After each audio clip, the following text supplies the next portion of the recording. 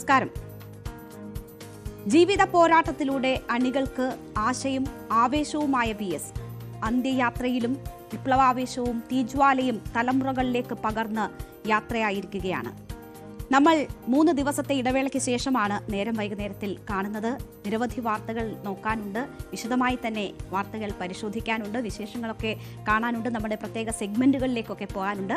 അപ്പോൾ നമുക്ക് ഇന്നത്തെ സായന യാത്ര ഇവിടെ ആരംഭിക്കാം. നേരം വൈകുന്നേരത്തിലേക്ക് എല്ലാ പ്രേക്ഷകർക്കും സ്വാഗതം.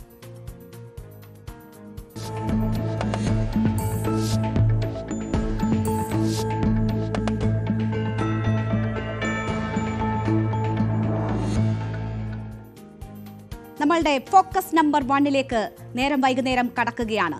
ജോസിനെ കൊണ്ടുപോകുമോ?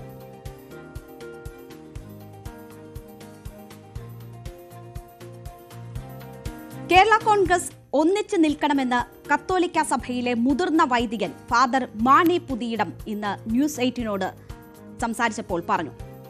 വിഘടിച്ച് നിന്നതുകൊണ്ട് ആ പാർട്ടിയിലുള്ളവർക്ക് പോലും ഒരു ഗുണവുമില്ലാതായി എന്നതാണ് ഫാദർ ചൂണ്ടിക്കാട്ടിക്കുന്ന ഒരു പ്രധാനപ്പെട്ട കാര്യം. ഒരു മന്ത്രിയും MLAയും കിട്ടിയിട്ട് എന്ത് കാര്യമാണുള്ളതെന്ന് ഫാദർ ചോദിക്കുന്നു. ന്യൂനപക്ഷങ്ങളുടെ അവകാശങ്ങൾ സംരക്ഷിക്കാൻ കഴിയാത്ത ഇവരെ കൊണ്ട് എന്ത് പ്രയോജനമെന്നും മാണി പുതയിടം ചോദിക്കുന്നു. പ്രത്യയശാസ്ത്രത്തോട് പ്രതിബദ്ധതയുണ്ടെങ്കിൽ ജോസ് കെ മാണി വിഭാഗം UDFൽ എത്തുകയാണ് വേണ്ടതെന്നാണ് ഫാദർ പറയുന്നത്. സഭാ മേലധ്യക്ഷന്മാരടക്കം കേരള കോൺഗ്രസിന്റെ കാര്യത്തിൽ ഇടപെട്ട് മടുത്തതായുള്ള ഒരു വെളിപ്പെടുത്തൽ കൂടി മാണി പുതിയിടം നടത്തുന്നുണ്ട്. കേരള കോൺഗ്രസിനെ UDFലേക്ക് ക്ഷണിച്ചുകൊണ്ടുള്ള നേതാക്കളുടെ പ്രതികരണം വലിയ ചർച്ചയായിരിക്കെയാണ് ഈ പുതിയ വെളിപ്പെടുത്തൽ വരുന്നത്. എന്തെങ്കിലും ഒരു കാര്യത്തിൽ നമ്മൾ ഒന്നിച്ച് നിൽക്കുന്നെങ്കിൽ മാത്രമേ നമ്മൾ മുന്നോട്ട് വയ്ക്കുന്ന കാര്യങ്ങൾക്ക് പ്രസക്തി ഉണ്ടാവുകയുള്ളൂ. അതിന് ഒരു ഐക്യമത്യം മഹാബലം എന്ന് നാം പറയുന്ന എല്ലാ തലങ്ങളിലും എവിടെയും എപ്പോഴും പ്രസക്തമായ കാര്യം തന്നെയാണ്. ഒരു ഐക്യമത്യം നഷ്ടപ്പെട്ടിട്ട് വിഭജിച്ച് പോയി കഴിയുമ്പോൾ അതിൻ്റെ അർത്ഥം അവരുടെ എല്ലാ തരത്തിലുമുള്ള ആർഗ്യുമെൻറ്റേറ്റീവ് പവർ അത് നഷ്ടപ്പെട്ടു പോകുന്നു എന്നുള്ളതാണ്. വിലയിന് ഇല്ലാണ്ടായിത്തീരുന്നത്. അതുകൊണ്ട് മറ്റുള്ളവർക്കിട്ട് വട്ട് തട്ടാം, അങ്ങോട്ടും തട്ടാം ഇങ്ങോട്ടും തട്ടാം, ഒരു കാര്യത്തിനും ഒരു തീർച്ചയായും തീരുമാനം ഉണ്ടാവുകയില്ല, ഒരു പ്രയോജനം ഉണ്ടാവുകയില്ല. സമൂഹത്തിന് നന്മ ചെയ്യാൻ പറ്റില്ല, അവനോട് തന്നെ നന്മ ചെയ്യാൻ പറ്റത്തില്ല. ഇവിടെ ലീഡേഴ്സ് എന്ന് പറയുമ്പോൾ തന്നെ വാസ്തവത്തിൽ ഇന്നിപ്പോൾ കണ്ടില്ലേ, വളരെ വലിയ നേതൃത്വത്തിലേക്ക് കടന്നു വന്ന ഉമ്മൻചാണ്ടിയൊക്കെ എത്രയോ 10,000 ആൾക്കാർ ഇപ്പോഴും വിമർശിച്ചുകൊണ്ടിരിക്കും. അതുപോലെ തന്നെ ഇന്ന് നമ്മൾ അച്യുതാനന്ദ അദ്ദേഹത്തിൻ്റെ എന്തുമാത്രം ജനങ്ങളാണ് അദ്ദേഹത്തെ അനുധാവനം ചെയ്തത്. ഒക്കെ എന്തുകൊണ്ടാണ് അദ്ദേഹം അവരെ ഒരു പാർട്ടിയെ അവരൊന്നിച്ച് നിർത്തി അതിൻ്റെ വക്താവായിട്ട് നിന്നു, അല്ല അവരുടെ സ്വന്തം പേഴ്സണൽ പേരിലൊന്നും അല്ല അവർ വലിയ ആൾക്കാരായത്. ഒരു പാർട്ടിയെ ഒന്നിപ്പിച്ച് നിർത്തി ഇവർക്ക് പറ്റിയ ഏറ്റവും വലിയ അബദ്ധം പാർട്ടിക്ക് അതീതമായ വ്യക്തി വളർന്നു നിന്നു എന്നുള്ളതാണ്. അതുകൊണ്ടാണ് അവരെ ശിഥിലീകരിക്കപ്പെടാനിടയായത്. അപ്പോൾ അതിൻ്റെ ബലം പോയി. അതേസമയത്ത് അവർ ഉൾക്കൊള്ളുന്ന ഒരു പാർട്ടി എന്തുമായിക്കൊള്ളട്ടെ, ഇന്നതാണെന്ന് നിർബന്ധം എന്തുമായിക്കൊള്ളട്ടെ, അതിനകത്ത് ഒരുമയോടുകൂടി വിധേയത്വത്തോടെ നിൽക്കുന്നതെങ്കിൽ എത്രയോ ഭംഗിയായിട്ട് പോകുമായിരുന്നു. അത് വീണ്ടും പല കഷ്ണങ്ങളായിട്ട് മുറിഞ്ഞ് ഓരോരുത്തരുടെ ഇഷ്ടാനുസരണം ഒരു ഒരു MLA സ്ഥാനം കൊണ്ടുപോയി ഒരു മന്ത്രിയായി അങ്ങനെയൊക്കെ പോകുന്ന എന്ത് നേട്ടം ഉണ്ടാകാനിരിക്കണം. അതുകൊണ്ടാണ് ആ നിലപാടിന് വലിയ മാറ്റമൊന്നുമില്ല. വീണ്ടും അവർ ഒന്നിച്ച് വരികയാണെങ്കിൽ അവർക്ക് നല്ലത്. UDF ജോസിനെ ഒപ്പം കൂട്ടാൻ കൊണ്ടുപിടിച്ച ശ്രമങ്ങൾ നടത്തുന്ന ഘട്ടത്തിലാണ് ചർച്ചകൾ നടന്നിട്ടുള്ള കാര്യം ഫാദർ തുറന്നു പറയുന്നത്. മാത്രവുമല്ല, വലിയ സമ്മർദ്ദം ചെലുത്തിയിട്ടും വരുന്നില്ല എന്നൊരു തുറന്നു പറച്ചിൽ കൂടി അദ്ദേഹത്തിന്റെ ഭാഗത്തു നിന്നും ഉണ്ടാകുന്നത്. പല ഘട്ടങ്ങളിലും ചർച്ചകൾ നടത്തിയിട്ടുള്ളതായാണ് ഈ വൈദികൻ വെളിപ്പെടുത്തുന്നത്. പക്ഷേ ബിഷപ്പുമാരടക്കം ഇപ്പോൾ ചർച്ച നടത്തി മടുത്ത അവസ്ഥയിലാണ് എന്ന് ഫാദർ പറയുന്നു. അനുസരണശീലമുള്ള നേതൃത്വമല്ല ഇപ്പോൾ ഉള്ളതെന്നും മാണി പുതിയിടം തുറന്നടിച്ചു. അതായത് ഞങ്ങൾ ഈ പറയുന്ന നിങ്ങളിപ്പോൾ അവർ നോക്കുമ്പോൾ ഇവർക്ക് ഈ വൈദികനെ പറയാൻ കാര്യമാണ്, രാഷ്ട്രീയത്തിന് പറയാൻ കാര്യമെന്ന് പറയാം. പക്ഷേ ഈ ജനത്തെ ബന്ധപ്പെട്ടതാണ് രാഷ്ട്രീയം എന്ന് പറയുന്നത്. ഈ ജനം ഞങ്ങളുടെ കയ്യിലുണ്ടെന്ന്, അപ്പോൾ ഞങ്ങൾക്ക് ജനങ്ങളുടെ വികാരം അറിയാം. അതുകൊണ്ടാണ് ഞങ്ങൾക്ക് പറയാൻ പേടിയില്ലാത്തത്. ഉള്ള കാര്യം തെളിച്ച് പറയുകയും ചെയ്തുകൊണ്ടാണ് ഈ ജനത്തെ ഭിന്നിപ്പിച്ച് അവിടെ തമ്മിൽ അവർ അഭിപ്രായ വ്യത്യാസമുണ്ട് 16 ഗ്രൂപ്പാക്കി കൊണ്ട് പോകുന്നത്. അത് അത്ര നല്ലതല്ലെന്ന് പറയാൻ ഞങ്ങൾക്ക് അവകാശമുണ്ട്, അതിന് ഞങ്ങൾക്ക് ചുമതലയുമുണ്ട്. അതുകൊണ്ടാണ് ഇങ്ങനെയുള്ള ഭിന്നതകൾ വരുമ്പോൾ ബി കെയർഫുൾ എന്ന് പറയാൻ ഞങ്ങൾ സന്നദ്ധമാകുന്നു. മതമേലധ്യക്ഷന്മാരൊക്കെ നിലപാടുകൾ എടുക്കുന്നു. പക്ഷേ ഇപ്പം മതമേലധ്യക്ഷന്മാർ ഒന്നും പറയുന്നില്ല, കാരണം പറഞ്ഞിട്ട് കാര്യമില്ലെന്ന് അറിയാവുന്നതുകൊണ്ടാണ്. മതമേലധ്യക്ഷന്മാർ പറഞ്ഞു മടുത്തു, ഇനി പറഞ്ഞിട്ട് കാര്യമില്ല എന്നാണ് പറയുന്നത്. നേരത്തെ ഇതൊക്കെ കേൾക്കുന്ന ഒരു നേതൃത്വം ഉണ്ടായിരുന്നു എന്നും ഇപ്പോൾ അത് സാധിക്കുന്നില്ല എന്നും കൂടിയാണ് ഫാദർ പറഞ്ഞു നിർത്തുന്നത്. വഴങ്ങാതെ വന്നതോടെയാണ് ചർച്ചകൾ വഴിമുട്ടി നിൽക്കുന്നത് എന്ന് മാണി പുതിയിടം ചൂണ്ടിക്കാട്ടുന്നു. കേരള കോൺഗ്രസിലെ വലിയൊരു വിഭാഗത്തിന് UDF എത്തണമെന്ന ആഗ്രഹമുണ്ടെന്ന് പറയുന്നു ഫാദർ. കേരള കോൺഗ്രസിൽ ഭിന്നതകളുടെ സൂചനകളും ഇതോടെ പുറത്തു വരികയാണ്. കാരണം ജോസ് കെ മാണി വിഭാഗത്തിൽ തന്നെ ഒരു വിഭാഗത്തിന് UDF തിരിച്ചെത്തണമെന്ന ആഗ്രഹമുണ്ട്. പക്ഷേ അവർക്ക് അത് തുറന്നു പറയാനുള്ള സാഹചര്യമില്ല. അവരുടെ ആ സമ്മർദ്ദം വഴിപോകുന്നില്ല. ഇടതുമുന്നണി വിടാൻ നേതൃത്വത്തിന് ഭയമാണ് എന്നാണ് ഫാദർ മാണി പുതിയിടം പറയുന്നത്. അപ്പോൾ ആഗ്രഹമുള്ള ഒരു വിഭാഗം അതിലുണ്ടായിട്ടും ഭയം മൂലം അവർക്ക് അത് മാറാൻ കഴിയുന്നില്ല എന്ന ഒരു തുറന്നു പറച്ചിൽ കൂടിയാണ് ഇന്ന് ഫാദർ നടത്തിയത്. പ്രത്യയശാസ്ത്രപരമായിട്ട് അങ്ങോട്ട് യോജിക്കാൻ ഇവർക്കും ബുദ്ധിമുട്ട് വരേണ്ടതില്ല. പിന്നെ വരാവുന്ന കാര്യം ഊഹിക്കാവുന്നില്ലേ ഉള്ളൂ. ഇടയ്ക്ക് പേഴ്സണൽ പ്രോബ്ലംസാണ്, അത് തടഞ്ഞു നിർത്തുന്നു. അങ്ങനെ പ്രോബ്ലംസ് കുടുങ്ങി കിടക്കുന്നവർക്ക് പക്ഷേ ഇങ്ങോട്ട് മാത്രം എളുപ്പം വരത്തില്ല, ചിലപ്പോൾ പേടിയുണ്ടാകും. അല്ലാതെ പ്രത്യയശാസ്ത്രപരമായിട്ട് അതിനകത്ത് ഒരു കാര്യമില്ല. ഞങ്ങളിവിടെ ഉറച്ചു നിൽക്കുന്നു, ഞങ്ങൾക്കെല്ലാം സുഭിക്ഷമാനം, ഞങ്ങൾക്ക് നേതാവ് പറയാൻ പറ്റുള്ളൂ, പറയാതിരിക്കാൻ പറ്റില്ല. എല്ലാവരും ഒരു അല്ല നിൽക്കുന്നു. അപ്പോൾ അതുകൊണ്ട് ഇതിനകത്ത് പ്രധാനപ്പെട്ട ഒരു കാര്യം, ഭയപ്പെടാതെ പ്രത്യയശാസ്ത്രത്തോട് പ്രതിബദ്ധത കാണിച്ചുകൊണ്ട് വരികയാണെങ്കിൽ ഒന്നിച്ച് പോയാൽ ഒന്നിച്ച് വിജയിക്കുക. പക്ഷേ അതിനുള്ള പ്രതിബദ്ധത കാണിക്കാൻ മാത്രമുള്ള ആത്മാർത്ഥത അവരെ മുൻപോട്ട് വെച്ചിരിക്കുന്ന പ്രത്യയശാസ്ത്രത്തോട് വേണം. മറ്റേത് കൗണ്ടറാണ്. അതിനോട് യോജിച്ച് പോകുന്നത് എനിക്ക് തോന്നുന്നില്ല ഫണ്ടമെൻ്റലായിട്ട്. ഈ വിദ്യാഭ്യാസ രംഗത്ത് വരുമ്പം നിരീശ്വര ചിന്തകളോട് ചോദിക്കാൻ ഇവർക്ക് പറ്റുമോ? മിണ്ടായിരിക്കുന്നത് എന്തുകൊണ്ടാണ് പല പ്രാവശ്യവും? മിണ്ടിപ്പോയി തട്ട് കിട്ടും. അതുകൊണ്ടാണ് പല അവസരങ്ങളും മിണ്ടായിരിക്കുന്നത് കാണാൻ പാടില്ലേ. അപ്പോൾ അതുകൊണ്ട് ആളുകളോട് ചോദിക്കില്ല, എന്തെടുക്കുക, നിങ്ങളുടെ വായിൽ പഴമാണോ എന്ന് ചോദിക്കുന്ന സാഹചര്യം പലപ്പോൾ ഈ തന്നെ ഉണ്ടായിട്ടുണ്ടല്ലോ. അപ്പോൾ അവരെ സംബന്ധിച്ച് അവർ നിൽക്കാതെ ചെയ്തിട്ടുള്ള പ്രത്യയശാസ്ത്രത്തോടെ അവർ സ്മൂത്തായിട്ട് പോകുമ്പോൾ അതിനോട് ചേർന്ന് പോകാൻ ഇവരെ കൊണ്ട് പറ്റിയില്ല. അപ്പോൾ ഭയം മാറ്റിവെക്കൂ, ഒരുമിച്ച് നിൽക്കൂ, ശക്തിയാകൂ എന്ന ഒരു ആഹ്വാനം നടത്തുന്നു. അതോടൊപ്പം തന്നെ പ്രത്യയശാസ്ത്രം മുറുകെ പിടിക്കൂ എന്ന ഒരു സന്ദേശം കൂടിയാണ് ജോസ് കെ മാണിക്ക് ഫാദർ നൽകുന്നത്. വലിയ സമ്മർദ്ദം ഇതിനു മുൻപ് പലതവണ ഉണ്ടായിട്ടുണ്ട്. പക്ഷേ അതൊന്നും കൈക്കൊള്ളുന്നില്ല എന്ന ഒരവസ്ഥയിൽ എത്തിയിരിക്കുന്നു. ഇപ്പോൾ ആ സമ്മർദ്ദത്തിന് പോലും ഒരു അർത്ഥവും ഇല്ലാതായിരിക്കുന്നു. അപ്പോൾ ജോസ് കെ മാണിയെ UDF അടുപ്പിക്കാൻ വലിയ തരത്തിലുള്ള രാഷ്ട്രീയ സമ്മർദ്ദം നടക്കുന്നതിന് ഇടയിൽ തന്നെ ഇപ്പോൾ സഭാ നേതൃത്വങ്ങൾ എങ്ങനെ ഇടപെട്ടു എന്നതിൻ്റെ ഒരു വലിയ തുറന്നു പറച്ചിൽ കൂടിയാണ് ഇന്ന് ന്യൂസ് 18 കൂടി ഫാദർ നടത്തിയിരിക്കുന്നത്. ഒപ്പം BJP വളരുന്നതിനുള്ള കാരണം UDF LDF മുന്നണികളുടെ പ്രീണനം കൊണ്ടാണ് എന്നും ഫാദർ മാണി പുതിയിടം ന്യൂസ് 18 പറഞ്ഞു. BJP നയങ്ങൾക്ക് ക്രൈസ്തവർ വിധേയപ്പെടാൻ സാധ്യതയുണ്ട് എന്നതാണ് അദ്ദേഹം പറയുന്നത്. BJP കൂടിയാണ് നിലനിൽപ്പുണ്ടാവുക എന്ന് ചിന്തിക്കരുത്. നിലനിൽപ്പുമായി ബന്ധപ്പെട്ട ഭയമാണ് വിശ്വാസികളെ BJP അടുപ്പിക്കുന്നതിന്റെ കാരണമെന്നും മാണി പുതിയിടം വ്യക്തമാക്കി.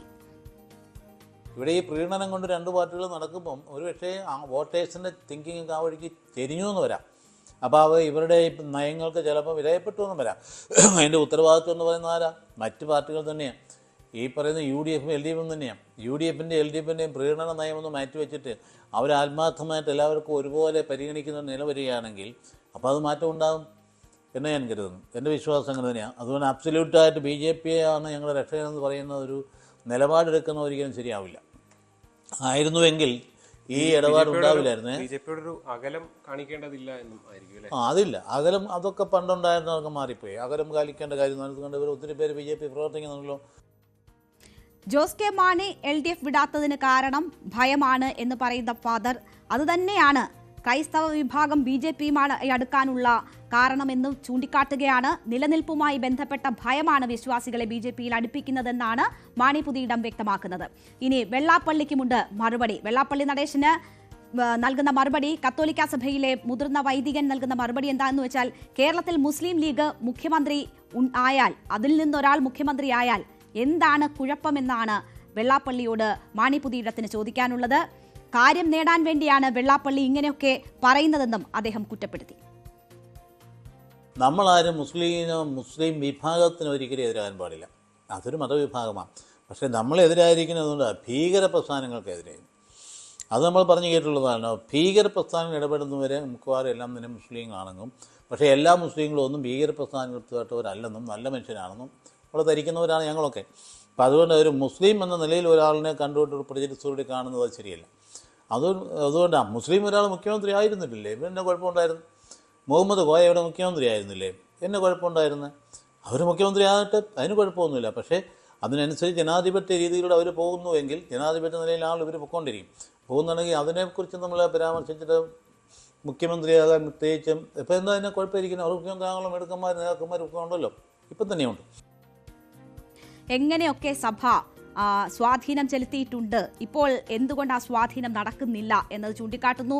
ജോസ് കെ മാണിയെ UDF-ലേക്ക് കൊണ്ടുവരാനുള്ള ചർച്ചകൾ നടന്നത് വെളിപ്പെടുത്തുന്നു. ഒപ്പം തന്നെ ഭയമാണ് ജോസ് കെ മാണിക്ക് മുന്നണി വിടാൻ തടസ്സമാകുന്നതെന്ന് പറയുന്നു. ജോസ് കെ മാണിക്ക് ആ പാർട്ടിയിൽ തന്നെ 2 വിഭാഗമാണുള്ളത്. ഒരു വിഭാഗത്തിന് UDF-നോട് പോകാനുള്ള താല്പര്യമുണ്ട് എന്നുകൂടി തുറന്നു പറയുകയാണ്. വലിയ ചർച്ചകൾക്ക് തുടക്കമിട്ടിരിക്കുകയാണ് ഫാദർ ഇവിടെ ചെയ്തിരിക്കുന്നത്. നമ്മളിനി പോകുന്നു ഫോക്കസ് നമ്പർ 2-ലേക്ക്. ഉപരാഷ്ട്രപതി സ്ഥാനത്ത് നിന്നുള്ള ധൻഖറിന്റെ പടിയിറക്കം, അതിന് പിന്നിലുള്ള കാരണങ്ങൾ എന്ത് എന്നതാണ് നമ്മൾ തേടുന്നത്. രാജഭക്തി കൂടി ഒടുക്കം ഉപരാഷ്ട്രപതിക്ക് പുറത്തേക്ക് പോകേണ്ടി വരുന്ന സാഹചര്യം എങ്ങനെ ഉണ്ടായി എന്ന് പരിശോധിക്കാം.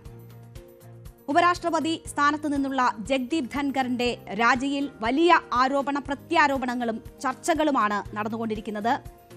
ഏതാണ് രാജിയിലേക്ക് നയിച്ച കാരണങ്ങൾ? ജഗ്ദീപ് ധൻഖറിനോട് സ്വീകരിക്കേണ്ട നിലപാട് എന്താണ്? ഇത് സംബന്ധിച്ച് BJP-ക്ക് ആശയക്കുഴപ്പമുണ്ട്, കോൺഗ്രസിലും ആശയക്കുഴപ്പമുണ്ട്. ധൻഖറിന് പകരമാര്? ഇതിനെയൊക്കെ ചുറ്റിപ്പറ്റിയാണ് ഇപ്പോൾ ചർച്ചകൾ തുടർന്നു വരുന്നത്. അപ്രതീക്ഷിത രാജിക്ക് പിന്നിൽ എന്ത് എന്ന് നമുക്ക് ആദ്യം പരിശോധിക്കാം. രാഷ്ട്രപതി മോഹമാണ് ധൻഖറിന്റെ വീഴ്ചയ്ക്ക് പിന്നിലെ ഏറ്റവും പ്രധാനപ്പെട്ട കാരണമെന്നാണ് പുറത്തുവരുന്ന വിവരം. ദേശീയ മാധ്യമങ്ങളൊക്കെ കഴിഞ്ഞ ദിവസങ്ങളിൽ തന്നെ ആ വാർത്തകൾ മുന്നോട്ട് വെക്കുന്നുണ്ട്. പ്രധാന കാരണം രാഷ്ട്രപതി മോഹം. ജസ്റ്റിസ് യശ്വന്ത് വർമ്മയെ കുറിച്ച് കുറ്റവിചാരണ ചെയ്യുന്നതിനുള്ള പ്രതിപക്ഷ നോട്ടീസ് സ്വീകരിച്ച് മുന്നോട്ടു പോകാനുള്ള ഉപരാഷ്ട്രപതിയുടെ തീരുമാനമാണ് സർക്കാരുമായുള്ള ഉടക്ക് ഇത്രയധികം രൂക്ഷമാകാനും രാജിയിലേക്ക് നയിക്കാനുമുള്ള ഏറ്റവും അവസാനത്തെയും പ്രധാനപ്പെട്ടയും കാരണം എന്ന് ചൂണ്ടിക്കാണിക്കപ്പെടുന്നു. ഇക്കാര്യം ചർച്ച ചെയ്യാൻ വിളിച്ച കേന്ദ്രമന്ത്രിയുമായി ഫോണിൽ സംസാരിച്ചതിന് പിന്നാലെയാണ് അപ്രതീക്ഷിതമായി രാജിയിലേക്ക് ധൻഖർ നീങ്ങിയത്. രാജിവെക്കുന്നതാണ് ഉചിതമെന്ന് സർക്കാരിൽ നിന്നും പാർട്ടിയിൽ നിന്നും ധൻഖറിന് നിർദ്ദേശം ലഭിച്ചു എന്നതാണ് സൂചന. ഇതിന്റെ അടിസ്ഥാനത്തിലാണ് അപ്രതീക്ഷിതമായി ആരെയും അറിയിക്കാതെ രാഷ്ട്രപതിയെ കണ്ട് രാജിവെക്കുന്നത്. നിലപാട് ധൻഖറിനോട് നിലപാടുകൾ പരിശോധിച്ചാൽ BJP-ക്ക് ധൻഖറിനോട് വിട്ടുവീഴ്ച വേണ്ട എന്ന നിലപാടാണുള്ളത്. രാഷ്ട്രീയമായി രാജി തിരിച്ചടിയാണെങ്കിലും വിട്ടുവീഴ്ച വേണ്ട എന്ന് BJP തീരുമാനിച്ചിരിക്കുന്നു. ധൻഖറിന് ഔദ്യോഗിക യാത്രയയപ്പ് നൽകുന്നതിന് പോലും BJP താൽപര്യപ്പെടുന്നില്ല. രാജാവിനേക്കാൾ വലിയ രാജഭക്തി കാണിച്ച ധൻഖറിനോട് അനുഭാവം വേണ്ട എന്ന ഒരു തീരുമാനത്തിലേക്ക് കോൺഗ്രസും എത്തിയിരിക്കുന്നു. ധൻഖർ രാജി പിൻവലിക്കണമെന്നതുൾപ്പെടെയുള്ള ആവശ്യവുമായി പാർട്ടിയുടെ കമ്മ്യൂണിക്കേഷൻസ് വിഭാഗം ചുമതലയുള്ള ACC general secretary Jairam Ramesh രംഗത്ത് വന്നത് നമ്മൾ കണ്ടതാണ്. അദ്ദേഹം നടത്തിയ പരാമർശങ്ങളോട് കോൺഗ്രസ് ഹൈക്കമാൻഡിന് വലിയ യോജിപ്പില്ല. ധൻഖറിന്റെ രാജിയിൽ ദുരൂഹതയുണ്ടെന്നും ഇതിൽ വ്യക്തത വേണമെന്നും ആവശ്യപ്പെടുക മാത്രമാണ് മല്ലികാർജുൻ ഖർഗെ ചെയ്തിരിക്കുന്നത്. അതേസമയം വിഷയം പൂർണ്ണമായും അവഗണിക്കുന്ന നിലപാടാണ് രാഹുൽ ഗാന്ധി സ്വീകരിച്ചിരിക്കുന്നത്. ആവശ്യം കഴിഞ്ഞാൽ വലിച്ചെറിയുന്നതാണ് BJP-യുടെ രീതിയെന്നും ഭരണഘടനാ പദവിയിലേക്ക് BJP നടത്തുന്ന അമിത നിയന്ത്രണത്തിന്റെ തുടർച്ചയാണ് ധൻഖറിന്റെ രാജിയെന്നും ചില കോൺഗ്രസ് നേതാക്കൾ ആരോപിച്ചിരുന്നു. സഭയിലോ ഔദ്യോഗിക പ്രതികരണമായോ കോൺഗ്രസ് ഈ വിഷയം ഉന്നയിക്കാത്തതിന് കാരണം, അത് ഏറ്റുപിടിച്ച് മുന്നോട്ട് പോകാത്തതിന് കാരണം ഒന്ന് രാഹുലിന്റെ അതൃപ്തിയാണ്. മാത്രവുമല്ല, വലിയ രാജഭക്തി കാണിച്ച ധൻഖറിനെ ഒരു തരത്തിലും പിന്തുണയ്ക്കേണ്ടുന്ന സാഹചര്യമില്ല എന്ന ഒരു നിഗമനത്തിലേക്ക് കോൺഗ്രസ് ഹൈക്കമാൻഡ് എത്തിയതാണ് ആ തീരുമാനത്തിന് കാരണം. അതേസമയം പ്രതിപക്ഷത്തു നിന്ന് കൂടിക്കാഴ്ചയ്ക്കായുള്ള ശ്രമങ്ങൾ ധൻഖറുമായി നടത്തിയിരുന്നു. പക്ഷേ പ്രതിപക്ഷ നേതാക്കളുടെ നീക്കത്തിന് ധൻഖർ അനുമതി നൽകിയിട്ടില്ല. ശിവസേന നേതാവ് സഞ്ജയ് റാവത്തിനോടും NCP നേതാവ് ശരത് പവാറിനോടും ധൻഖർ നോ പറയുകയാണ് ചെയ്തത്. അപ്പോൾ പ്രതിപക്ഷ നിരയിൽ BJP-യുമായി അകന്ന് നിൽക്കുന്ന ധൻഖറിനെ ഒപ്പം നിർത്തണം എന്ന തരത്തിലുള്ള ചില ആലോചനകളുണ്ട്. പക്ഷേ കോൺഗ്രസ് അതിന് മുതിരുന്നില്ല. അവർ ഒരു തരത്തിലുള്ള ആശയവിനിമയമോ അല്ലെങ്കിൽ ധൻഖറിനെ ഏതെങ്കിലും തരത്തിൽ ഒരു വിക്ടിമായി ചിത്രീകരിക്കാനോ ഉള്ള ശ്രമത്തിന് കോൺഗ്രസ് ഇല്ല എന്ന ഒരു നിലപാടാണ് സ്വീകരിച്ചിരിക്കുന്നത്. ഇനി ധൻഖറിന് പകരം ആരാണ്? എങ്ങനെയാണ് ചർച്ചകൾ നടക്കുന്നത്? ഉപരാഷ്ട്രപതിയായി മുതിർന്ന BJP നേതാവ് തന്നെ എത്തിയേക്കും എന്ന വാർത്തകളാണ് ഇപ്പോൾ പുറത്തുവരുന്നത്. ഘടകകക്ഷി നേതാക്കളുടെ പേരുകൾ സജീവ പരിഗണനയിലുണ്ടെന്ന സൂചനകൾക്കിടെയാണ് ഉപരാഷ്ട്രപതി സ്ഥാനം BJP തന്നെ നിലനിർത്തുമെന്ന തരത്തിലുള്ള വിവരങ്ങൾ പുറത്തുവരുന്നത്.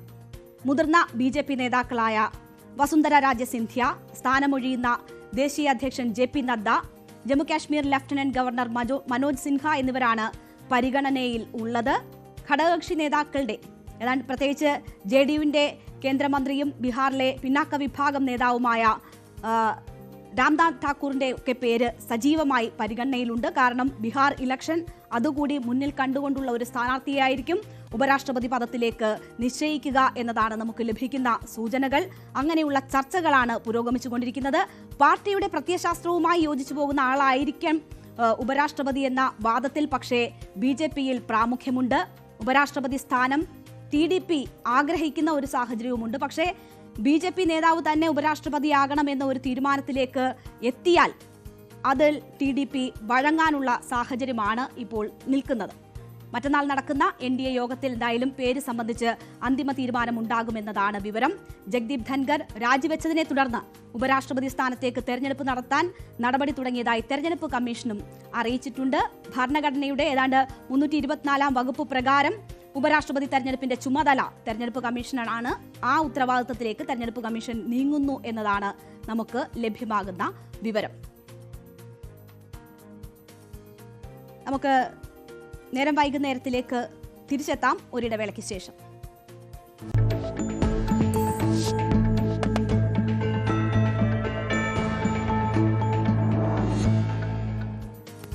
ഇനി നമ്മൾ പോകുന്നത് ഫോക്കസ് നമ്പർ 3യിലേക്കാണ്.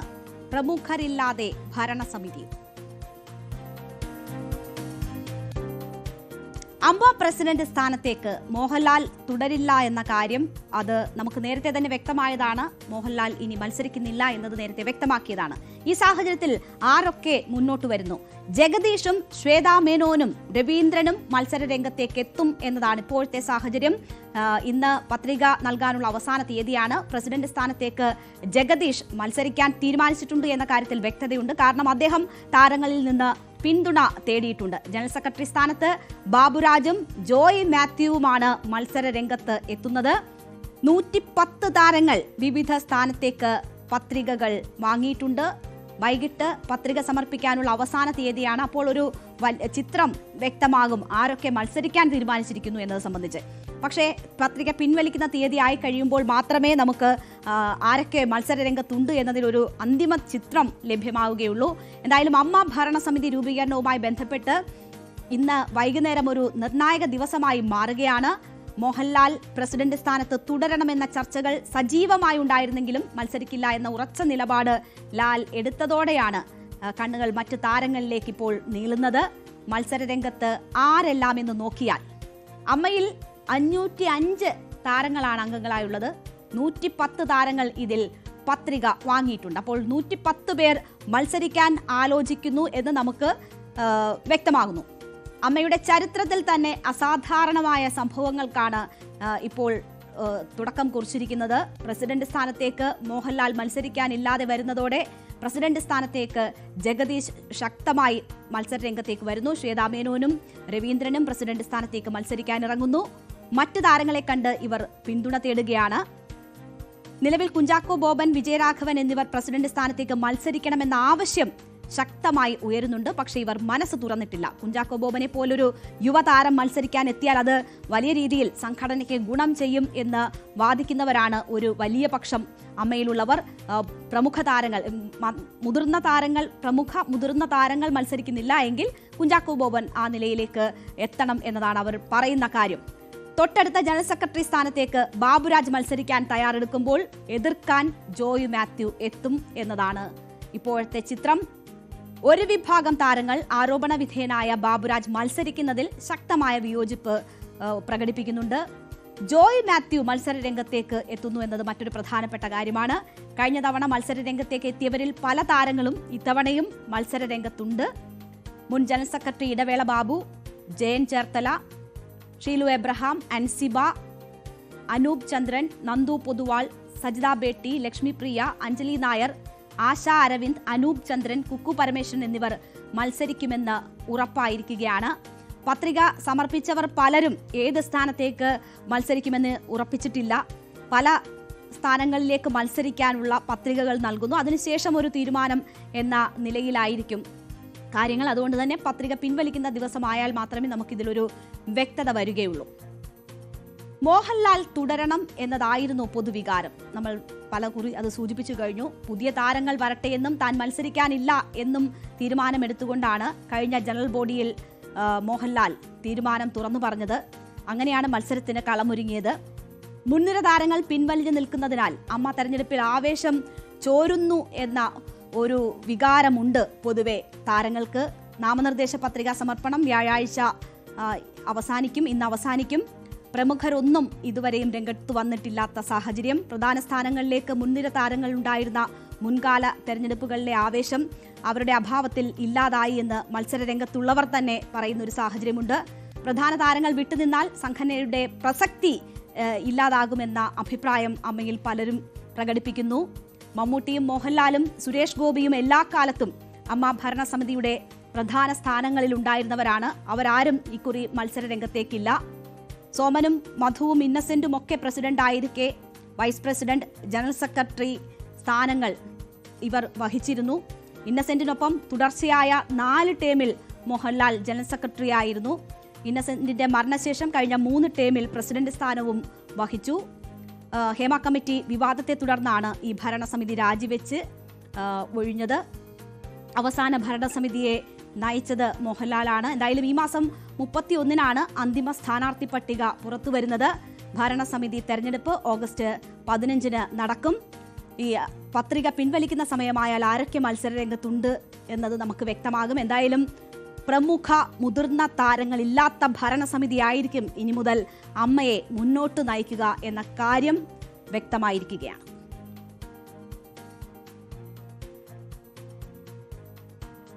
ഇനി നമ്മൾ പോകുന്നത് ഫോക്കസ് നമ്പർ 4-ലേക്കാണ്. ഹർഷനയുടെ സമരം തുടരും. ഹർഷനയെ എല്ലാവർക്കും പരിചയമുണ്ടാകും. ഒരുപാട് നാൾ നമ്മൾ ഹർഷനയുടെ വാർത്ത ചർച്ച ചെയ്തതാണ്. കോഴിക്കോട് മെഡിക്കൽ കോളേജ് ആശുപത്രിയിൽ പ്രസവ ശസ്ത്രക്രിയയ്ക്കിടെ കത്രിക വയറ്റിൽ കുടുങ്ങിയ അടിവാരം സ്വദേശിനി ഹർഷന വീണ്ടും സമരമുഖത്തേക്ക് എത്തുകയാണ്. നമുക്കറിയാം, ഒരുപാട് ദുരന്തം പേറി അതിനുശേഷം ഒരുപാട് സമരരംഗത്ത് ഇരിക്കേണ്ടി വന്നു. വീണ്ടും എന്തുകൊണ്ട് ഹർഷനയ്ക്ക് സമരം ചെയ്യേണ്ടി വരുന്നു? വീഴ്ച വരുത്തിയ ഡോക്ടർമാർക്കെതിരായ അച്ചടക്ക നടപടിയും നിയമ നടപടികളും വേഗത്തിലാക്കണം എന്നും മതിയായ നഷ്ടപരിഹാരം ലഭിച്ചിട്ടില്ല, നഷ്ടപരിഹാരം നൽകണമെന്നും ആവശ്യപ്പെട്ടാണ് ഹർഷന വീണ്ടും സമരത്തിനൊരുങ്ങുന്നത്. ഈ മാസം 29-ന് കളക്ട്രേറ്റിന് മുന്നിലാണ് ഏകദിന സത്യാഗ്രഹം നടത്താൻ തീരുമാനിച്ചിരിക്കുന്നത്. അപ്പോൾ ഒരുപാട് ദുരിതം പേറിയ ഒരു സ്ത്രീ വീണ്ടും സമരരംഗത്തേക്ക് വരികയാണ്. അവരെ ആ സമരത്തിന് നിർബന്ധിതയാക്കുകയാണ്. അത് നീതി കിട്ടിയില്ല എന്നൊരു ബോധമാണ് വീണ്ടും സമരത്തിലേക്ക് എത്താൻ കാരണമെന്ന് ഹർഷന പറയുന്നു. ആരാണ് ഹർഷന? നമ്മൾ ഒരു ചെറിയ ഇടവേളയിൽ ഹർഷനയെ മറന്നുപോയവർക്കായി വീണ്ടും ഓർക്കാം ആരാണ് ഹർഷനയെന്ന്. ജീവിതം വലിയ വേദനയും നീതിക്കായുള്ള നിരന്തര സമരവുമാക്കി മാറ്റിയ യുവതിയാണ്. 5 വർഷം വയറ്റിൽ കത്രികയുമായി ജീവിക്കേണ്ടുന്ന സാഹചര്യമുണ്ടായി.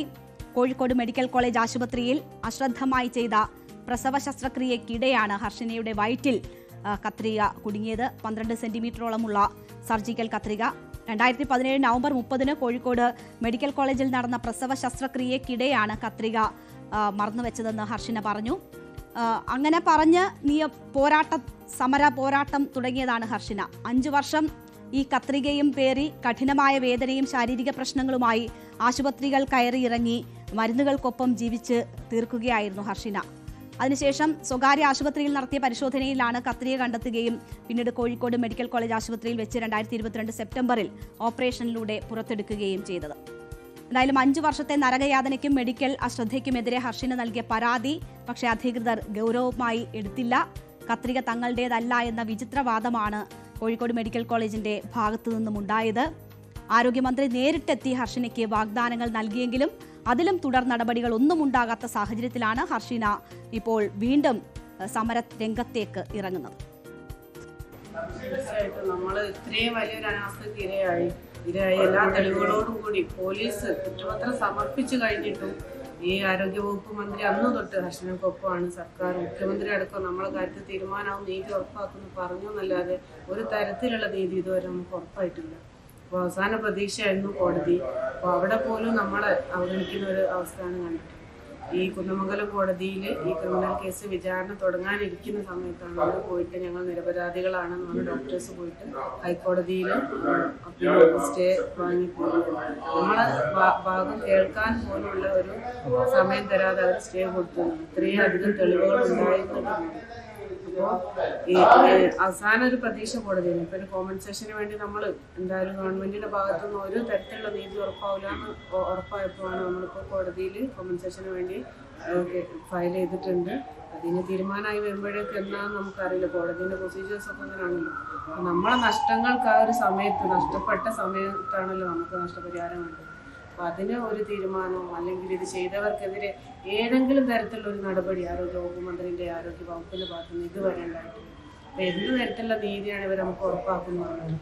ഇനി ഒരാൾക്ക് ഈ ഒരു അവസ്ഥ ഉണ്ടാവാനും പാടില്ല. അപ്പൊ നീതി കിട്ടുന്നത് വരെ എവിടെയാണോ കിട്ടുന്നത് വരെ പോരാട്ടം എന്നുള്ളത് തന്നെയാണ്. അപ്പോൾ നിരന്തരമായ ഒരു സമരത്തിന് തൽക്കാലം ആരോഗ്യാവസ്ഥ സമ്മതിക്കാത്തതുകൊണ്ടാണ് നമ്മൾ കുറെ മാറി നിന്ന് ഇനി ഏതെങ്കിലും രൂപത്തിലൊരു നീതി കിട്ടും എന്നുള്ള പ്രതീക്ഷയിലായിരുന്നു. നീതി കിട്ടും വരെ സമരം ചെയ്യാന്നുള്ളത് നീതി എവിടെ കിട്ടുന്നു അവിടെ വരും. കാരണം നമ്മൾ അത്രയും തളർന്നു കഴിഞ്ഞു. ഇനി ഒരാൾക്ക് ഇത്രയും വലിയൊരു ഗതികേട് ഉണ്ടാവാൻ പാടില്ല. എന്തായാലും ഹർഷന വീണ്ടും നീതി തേടി സമരരംഗത്തേക്ക് എത്തുകയാണ്. കുറ്റക്കാർ എന്ന് കണ്ടെത്തിയ അല്ലെങ്കിൽ ആരോപിക്കുന്ന ആളുകൾക്കെതിരെ നിയമ നടപടികൾ അത് വേഗത്തിലാക്കണം എന്ന ഒരാവശ്യം മുന്നോട്ട് വയ്ക്കുന്നു. ഒപ്പം 2 ലക്ഷം രൂപയുടെ തുച്ഛമായ ഒരു സഹായം മാത്രമാണ് ലഭിച്ചത്.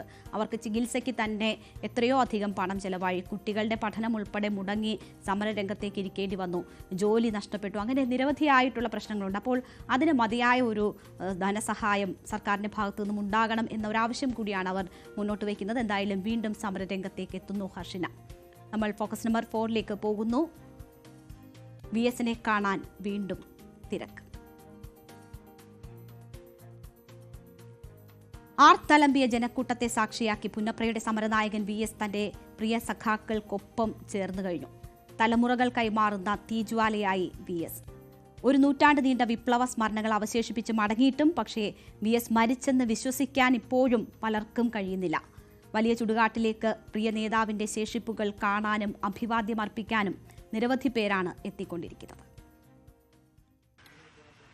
ഒരു കുറി വീണ്ടും മടങ്ങി നീ എത്തുമോ പുന്നപ്രഭൂമിതൻ പുന്നാരമുത്തേ, പോരാട്ട വീതികൾക്കാവേശമായി മടങ്ങി നീ എത്തുക വിപ്ലവ സൂര്യ.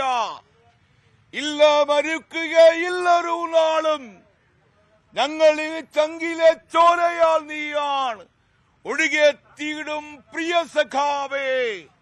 വിയസേ പുന്നാരമുത്തേ, കണ്ണാണ് കരളാണ് ചങ്കിലെത്തിയാണ് പോരാട്ട ഭൂമിക്കൊരൂർജമായെന്നും അലകിന്റെ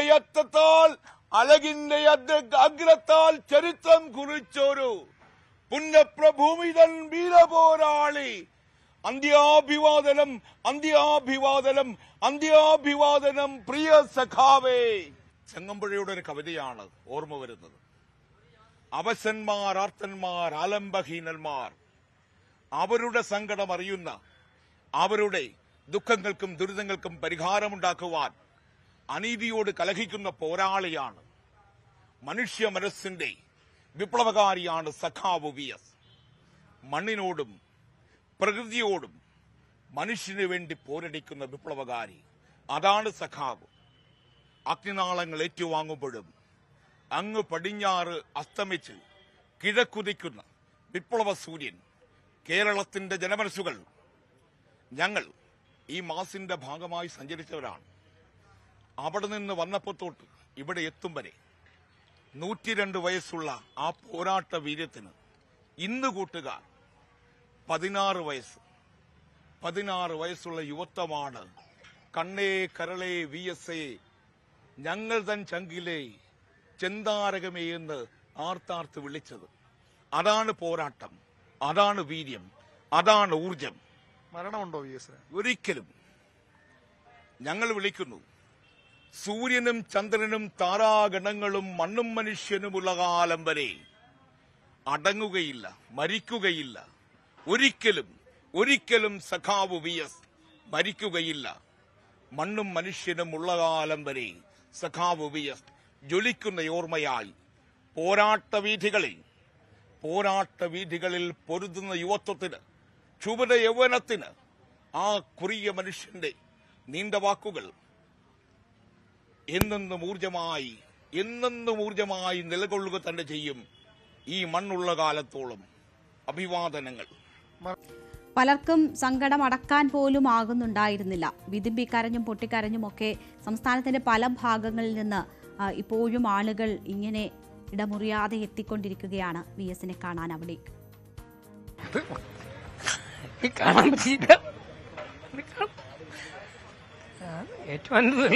ഏറ്റുമാനൂരിലാണ് കാണാൻ സാധിച്ചില്ല.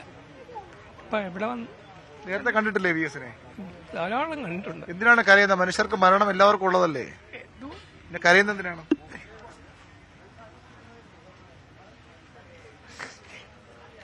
VS-നെ നേരത്തെ കണ്ടിട്ടുണ്ട്, ഇന്നലെ ഓടിയെത്താൻ പറ്റിയിട്ടില്ല. എന്തുകൊണ്ടാണ് ഇങ്ങനെ ആളുകൾ VS-ന് വേണ്ടി ഇങ്ങനെ കരയുകയും ഇങ്ങനെ VS-ന് വേണ്ടി നിൽക്കുകയും ചെയ്യുന്നത്? മനുഷ്യ മനസ്സിൽ ഒരിക്കലും മായാതെ നിൽക്കുന്ന ഒരു മനുഷ്യനാണ്, നല്ലവനാണ്. എന്ത് പറയണം എനിക്ക് തന്നെ അറിയത്തില്ല, പറഞ്ഞാലും തീരത്തില്ല. അതുപോലെ ഉള്ള ഒരു വ്യക്തിയാണ്. വിട്ടുപിരിഞ്ഞു പോയതിൽ അഗാധമായ ദുഃഖം സങ്കടവും ഉണ്ട്. പ്രായമായില്ലേ, പോകാതിരിക്കാൻ പറ്റുകയുള്ളൂ. ഈ ആളുകളുടെ ഒഴുക്കിങ്ങനെ നിലയ്ക്കാത്തത് കൊണ്ട് തന്നെ ഈ ചിത ഇങ്ങനെ ഒരാഴ്ച നിലനിർത്താനാണ് പാർട്ടിയുടെ തീരുമാനം. VS ഈ കേരളത്തിലെ ജനങ്ങളുടെ ഹൃദയത്തിൽ കയറിയ നേതാവാണ്. അദ്ദേഹം നഷ്ടപ്പെട്ടപ്പോൾ അവർക്കുണ്ടായ വേദന വളരെ വലുതാണ്. അതുകൊണ്ട് തന്നെ കേരളത്തിൻ്റെ എല്ലാ ഭാഗങ്ങളിൽ നിന്നും ജനങ്ങൾ ഇങ്ങോട്ട് ഒഴുകിയെത്തുകയായിരുന്നു. ജനങ്ങൾക്ക് വന്നവർക്കെല്ലാം സഖാവ് VS-ന്റെ മൃതശരീരം, ഭൗതിക ശരീരം കാണുന്നതിനും ഒക്കെയുള്ള സൗകര്യങ്ങൾ നമ്മൾ ഒരുക്കി കൊടുത്തിരുന്നു. എന്നിരുന്നാലും ഇപ്പോഴും ആൾക്കാർ ഇങ്ങനെ ഈ ചുടുകാട്ടിലേക്ക് വന്നുകൊണ്ടേയിരിക്കുകയാണ്. ഇതിപ്പം ഒരാഴ്ചക്കാലം ഇവിടെ ഇത് ഇങ്ങനെ സൂക്ഷിക്കുന്നുണ്ട്, ആൾക്കാർക്ക് വരാനും കാണാനും വേണ്ടി. ഞാൻ വിദ്യാർത്ഥി സംഘടനാ പ്രവർത്തനത്തിൽ വരുമ്പോൾ ഈ ജില്ലയിലെയും സംസ്ഥാനത്തെയും പ്രിയപ്പെട്ട കമ്മ്യൂണിസ്റ്റ് നേതാവായിരുന്നു സഖാവ് VS. സഖാവ് VS ആണ് ഞങ്ങളെപ്പോലുള്ള ഒരുപാട് പേരെ ഉയർത്തിക്കൊണ്ടുവരാൻ വേണ്ടിയിട്ട് നേതൃത്വമായി പങ്കുവച്ചത്. ഞങ്ങളൊക്കെ വിദ്യാർത്ഥി രാഷ്ട്രീയത്തിൽ കടന്നു വന്നപ്പോൾ മറ്റ് പല ജോലികളിലേക്കും പോകണം എന്നൊക്കെയുള്ള ആഗ്രഹവുമായിട്ട് വന്നവരായിരുന്നു. എന്നാൽ കമ്മ്യൂണിസ്റ്റ് പ്രസ്ഥാനത്തോടുള്ള ഞങ്ങളുടെ പ്രതിബദ്ധത സഖാവ് VS-നെ പോലുള്ളവരുടെ ഇടപെടേണ്ട ഭാഗമായിട്ടാണ് ഉണ്ടായത്. അതുകൊണ്ട് തന്നെയാണ് മറ്റ് ഒരു ജോലിക്കും പോകാതെ കമ്മ്യൂണിസ്റ്റ് പ്രസ്ഥാനത്തെ ഞങ്ങൾ ഉറച്ചു നിന്നു. ഞങ്ങളുടെ SFIയിലും DYFIയിലും ട്രേഡ് യൂണിയൻ പ്രസ്ഥാനത്തിലേക്കും CPM-ന്റെ ഉന്നതയിലേക്ക് ഉയർത്തിക്കൊണ്ടുവരുന്നതിൽ വളരെ പ്രധാനപ്പെട്ട പങ്കുവഹിച്ച ഞങ്ങളുടെ നേതാവായിരുന്നു സഖാവ് VS. VS-ന്റെ പ്രവർത്തനവും VS-ന്റെ സമീപനവും VS-ന്റെ ഇടപെടലുകളും എല്ലാം ഞങ്ങൾക്ക് എല്ലാ കാര്യങ്ങളിലും ആവേശമായിരുന്നു. VS ആയിരുന്നു ഞങ്ങളുടെ മാതൃകാപരമായി ഞങ്ങളുടെ പ്രവർത്തനത്തിൽ. അടിമസമാനമായ ജീവിതത്തിൽ നിന്ന് കർഷക തൊഴിലാളികളെ മനുഷ്യനാക്കാൻ പഠിപ്പിച്ച നേതാവിൻ്റെ പുതിയ തലമുറയും എത്തുകയാണ് അവിടേക്ക്, പുതിയ പറഞ്ഞു കേട്ട കഥകൾ മനസ്സിലാക്കിക്കൊണ്ട്. എന്താന്ന് ചോദിച്ചാൽ ആരാടാന്ന് പറയാൻ വേണ്ടിയിട്ട് പഠിപ്പിച്ചതാണ്. പിന്നെ നമ്മുടെ ബൂത്തിലാണ്, ഞാൻ പുള്ളിന്റെ വീട്ടിലൊക്കെ പോയിട്ടുണ്ട്. പിന്നെ കണ്ണേകറിലെ VS എന്താടാന്ന് ചോദിച്ചാൽ ആരാടാ തിരിച്ചു ചോദിക്കാൻ പഠിപ്പിച്ചു. അതന്നെ VS ചെയ്തല്ലേ? അതെ. കണ്ണേകറിലെ വിളിച്ചോ? ഇന്നലെ നേരിട്ടുണ്ടോ? വിളിക്കാൻ പറ്റിയില്ല. പിന്നെ അതിന്റെ രസമുണ്ട്. കണ്ണേകറിലെ VS, നമ്മുടെ നെഞ്ചിലെ റോസാപ്പൂവേ. അങ്ങനെ തലമുറകൾ കൈമാറുകയാണ് VS-ന്റെ ചരിതം. VS-ന്റെ വിയോഗത്തിന് പിന്നാലെ വികാരനിർഭരമായ കുറിപ്പ് ഇന്ന് പങ്കുവച്ചിരിക്കുകയായിരുന്നു മകൻ VA അരുൺകുമാർ. ഇന്നത്തെ പ്രഭാതം അച്ഛനൊപ്പമില്ലെന്ന തിരിച്ചറിവിൻ്റേത് കൂടിയാണ് എന്ന് തുടങ്ങുന്ന ഒരു കുറിപ്പായിരുന്നു ഫേസ്ബുക്കിൽ പങ്കുവച്ചത്. VS-നെ അവസാനമായി കാണാനെത്തിയ ജനങ്ങളോടും പാർട്ടിയോടും ആശ്വസിപ്പിക്കാനെത്തിയവരോടും നന്ദി അറിയിക്കുന്നതായി അരുൺകുമാർ കുറിച്ചു. അച്ഛനൊപ്പം ബസ്സിൽ ചുടുകാട് വരെയുള്ള യാത്രയിൽ കൺമുന്നിലൂടെ ഒഴുകി നീങ്ങിയ ജനസമുദ്രത്തെ കൂപ്പുകൈകളോടെ സ്മരിക്കുന്നുവെന്നും അരുൺകുമാർ ഫേസ്ബുക്ക് പോസ്റ്റിൽ പറഞ്ഞു. VS-ന്റെ കുടുംബാംഗങ്ങളും ഇന്ന് അവിടെ എത്തി. ജനങ്ങൾക്കും പാർട്ടിക്കും നന്ദി പറഞ്ഞുകൊണ്ടാണ് മകൻ VA അരുൺകുമാർ സംസാരിച്ചത്. വിയോഗം പെട്ടെന്നുണ്ടാവുമെന്നുള്ള ഒരു വിചാരം ഞങ്ങൾക്ക് ആർക്കും ഉണ്ടായിരുന്നു. 21-ാം തീയതി ഉച്ചയാകുമ്പോഴാണ് കൺട്രോളിൽ നിന്ന് പോകുന്ന പോലെ എന്നുള്ള രീതിയിൽ ഡോക്ടർമാർ പറയുന്നത്. ഞങ്ങൾ 23-ാം തീയതി ഹോസ്പിറ്റലിൽ പോകുമ്പോൾ ആ സമയത്താണ് MI ഹാർട്ട് അറ്റാക്ക് വന്നാണ് പോകുന്നത്. അത് കഴിഞ്ഞ് ആശുപത്രിയിൽ ചെല്ലുമ്പോഴും തിരിച്ച് വീട്ടിലേക്ക് തന്നെ വരാൻ പറ്റുമെന്നുള്ള ഒരു പ്രതീക്ഷയിൽ തന്നെയാണ് ഞങ്ങൾ നിന്നിരുന്നത്. ആര് ചോദിക്കുമ്പോഴും നമ്മൾ ബെറ്ററായി വരുന്നു എന്നുള്ള പ്രതീക്ഷയാണ് പങ്കുവച്ചിരുന്നത്. അപ്പോൾ ആ ഒരു മെസ്സേജാണ് എല്ലാവർക്കും ഉണ്ടായിരുന്നത്. അപ്പോൾ ഹോസ്പിറ്റലിലെ പാർട്ടി നേതാക്കന്മാരും അച്ഛനെ സ്നേഹിക്കുന്ന ആളുകളെല്ലാം തന്നെ ഇത് അന്വേഷിക്കുമ്പോഴൊക്കെ തന്നെ നമ്മൾ ആ ഒരു മെസ്സേജാണ് കൊടുത്തുകൊണ്ടിരിക്കുന്നത്. അപ്പോൾ പെട്ടെന്നാണ് കയ്യിൽ നിന്ന് പോകുന്ന അവസ്ഥയായി എന്നുള്ള വിവരം അവരും എല്ലാവരും അറിയുന്നു. അപ്പോൾ പെട്ടെന്ന് ഉണ്ടാകുന്ന ആ ഒരു എനിക്കറിയില്ല അതൊക്കെ എങ്ങനെ പറയുക എന്നുള്ളത്. അപ്പോൾ സ്നേഹിക്കുന്നവർക്കൊക്കെ തന്നെ പെട്ടെന്ന് അച്ഛനെ കാണാനും ഒരു അന്ത്യോപചാരം അർപ്പിക്കാനും ഒക്കെ കഴിഞ്ഞു എന്നുള്ള കാര്യം അറിയില്ല. തിരുവനന്തപുരത്ത് നിന്ന് ആലപ്പുഴ വലിയ ചുടുകാട് വരുന്നവരെ ഉള്ള ആളുകളുടെ ഒരു വികാരമൊക്കെ അണയാത്ത തീജ്വാലയായി ഇനിയും തലമുറകളിലേക്ക് കത്തിപ്പടരുക തന്നെ ചെയ്യും. നമ്മളിനി നമ്മുടെ പ്രത്യേക സെഗ്മെന്റിലേക്ക് പോവുകയാണ്. ഒരു കാലത്ത് പ്രമാദമായതും ചർച്ച ചെയ്തതുമായ കേസുകളുടെയും സംഭവങ്ങളുടെയും ഇന്നത്തെ അവസ്ഥ എന്താണ് എന്ന് നോക്കാം. വാർത്തകളായ സംഭവങ്ങളെക്കുറിച്ചുള്ള പ്രത്യേക റിപ്പോർട്ടിലേക്ക് കാണാം എന്നിട്ടെന്തായി.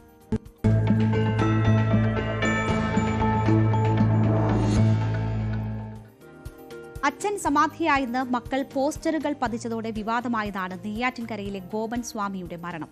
മരണത്തിൽ പരാതിയുമായി അയൽവാസികൾ രംഗത്ത് വന്നതോടെ കല്ലറ പൊളിച്ച് മൃതദേഹം പുറത്തെടുത്ത് പോസ്റ്റ്മോർട്ടത്തിന് വിധേയമാക്കി. കുടുംബം വലിയ എതിർപ്പുയർത്തിയതോടെ ആദ്യം കല്ലറ പൊളിക്കൽ മാറ്റിവെച്ചു. മരണത്തിൽ അസ്വാഭാവികതയില്ലെന്ന പോസ്റ്റ്മോർട്ടം റിപ്പോർട്ട് വന്നതോടെ പിന്നീട് കുടുംബം വലിയ ചടങ്ങുകളോടെ മഹാസമാധി ഒരുക്കി. ആ സംഭവത്തിൽ പിന്നീട് എന്തായി എന്ന് പരിശോധിക്കാം. ആദ്യം ഈ സംഭവം നടന്ന ദിവസത്തെ റിപ്പോർട്ടിലേക്ക് നോക്കാം.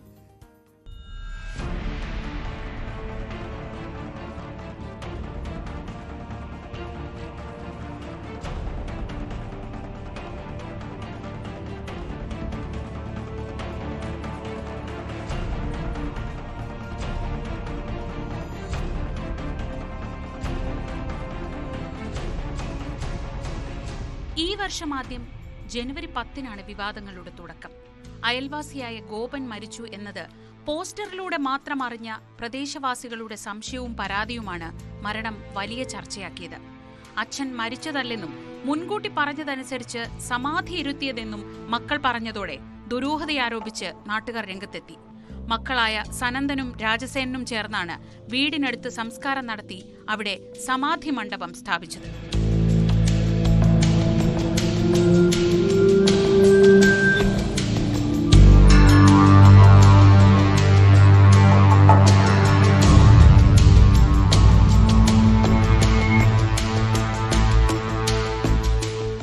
അയൽവാസിയുടെ പരാതിയിൽ കേസെടുത്ത പോലീസ് കല്ലറ പൊളിച്ച് മൃതദേഹം പരിശോധിക്കാൻ കളക്ടറുടെ അനുമതി തേടി. അനുമതി ലഭിച്ച് പോലീസ് സംഘം സ്ഥലത്തെത്തിയപ്പോൾ കുടുംബം തടഞ്ഞു. കല്ലറയ്ക്ക് മുന്നിൽ ഗോപൻ സ്വാമിയുടെ ഭാര്യയും ബന്ധുക്കളും കുത്തിയിരുന്ന് പ്രതിഷേധിച്ചു. പോലീസ് നടപടി ഏകപക്ഷീയമെന്നായിരുന്നു കുടുംബത്തിന്റെ നിലപാട്. ബഹളമായതോടെ കല്ലറ പൊളിക്കൽ തൽക്കാലത്തേക്ക് നിർത്തിവെച്ചു.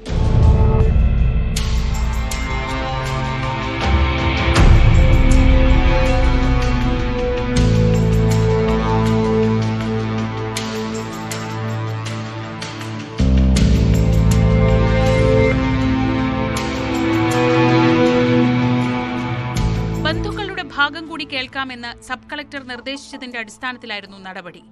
കല്ലറ പൊളിക്കുന്നത് തടയണമെന്നാവശ്യപ്പെട്ട് ഗോപൻ സ്വാമിയുടെ മക്കൾ ഹൈക്കോടതിയിൽ സമർപ്പിച്ച ഹർജി തള്ളിയതോടെ കല്ലറ പൊളിച്ചു പരിശോധിക്കാൻ തീരുമാനം. നേരം വെളുക്കും മുൻപേ പോലീസ് ആ മരണത്തിന്റെ കാരണം കണ്ടെത്താൻ കല്ലറ പൊളിക്കാൻ നീക്കം തുടങ്ങി.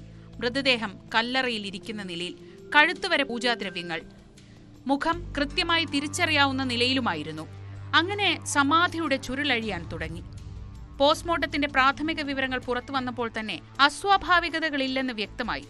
ഒരാഴ്ച സമാധിയെ ചുറ്റിപ്പറ്റി ഉണ്ടായ വിവാദങ്ങൾക്കും നാടകീയതകൾക്കും സംഘർഷങ്ങൾക്കും വൈകാരിക സാഹചര്യങ്ങൾക്കുമെല്ലാം അവസാനമായി. പിന്നീട് വിട്ടുകിട്ടിയ മൃതദേഹം കുടുംബം വലിയ ചടങ്ങുകളോടെ കല്ലറയിൽ സമാധിയിരുത്തി.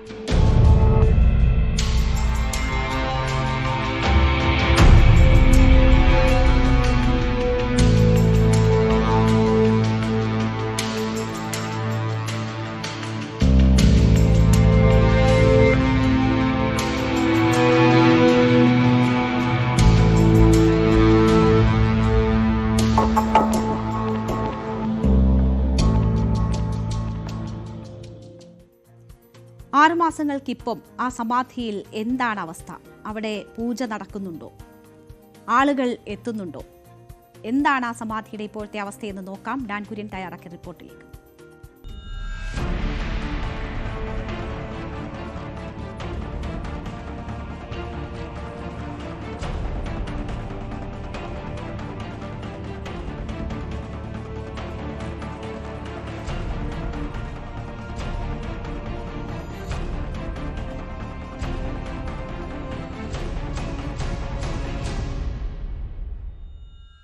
നെയ്യാറ്റിൻകര ആറാലമൂട് സ്വദേശിയായ ഗോപൻ സ്വാമിയെ സമാധി ഇരുത്തിയതിലൂടെ വിവാദത്തിലായ ശ്രീ കൈലാസനാഥ ക്ഷേത്രത്തിന്റെ പരിസരത്താണ് ഞാനിപ്പോൾ ഉള്ളത്. ഈ ക്ഷേത്രത്തിൽ ഉപദേവതയെ കുടിയിരുത്തുന്നതിന് വേണ്ടിയിട്ടുള്ള ചില നിർമ്മാണ പ്രവർത്തനങ്ങളൊക്കെ തച്ചന്റെ നേതൃത്വത്തിൽ അകത്ത് നടക്കുന്നുണ്ട്.